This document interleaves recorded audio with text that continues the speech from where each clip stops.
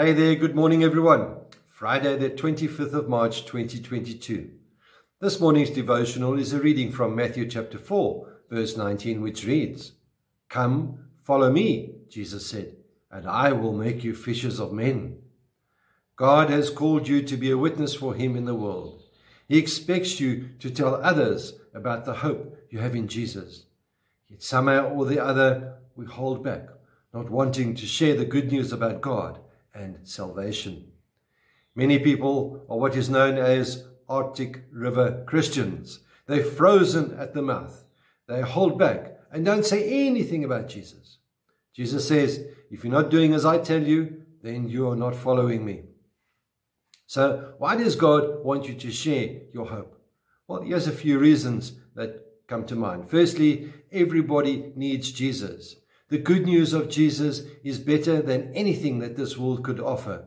If you have a look on the TV, listen to the news, or read the papers, or even on the internet, it is so full of negative, bad news, wars and disasters and famines and rapes and murders and this good news of Jesus is better than all that. When you point people to Jesus, you offer them eternal life. You show them how they can have their past forgiven. They can have a purpose for living and have a home in heaven. Everybody needs that. Jesus commands it. The Great Commission is quite clear. Go and make disciples of all nations in Matthew 28 verse 19.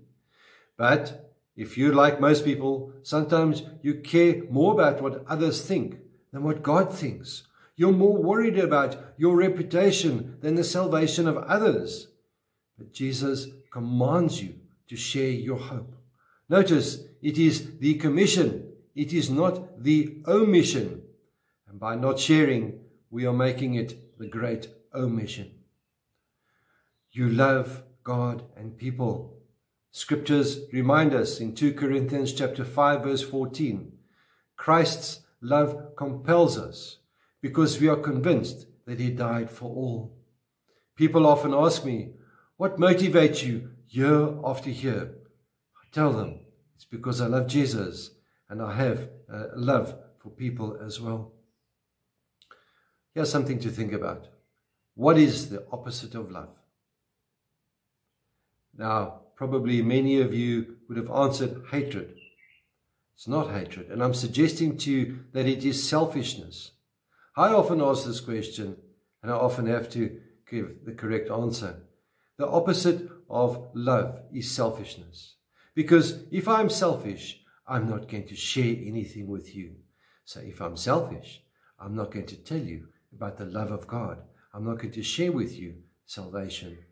There's an advert that comes to mind about a little boy on TV. It's a Tennis Baker's Biscuit advert or something like that. And his gogo's sitting there. And she's looking and she says to him, give me one. And he says to her, no, it's mine. And he turns around, he's back on her, and he carries on eating them. But old people aren't stupid. Never underestimate us.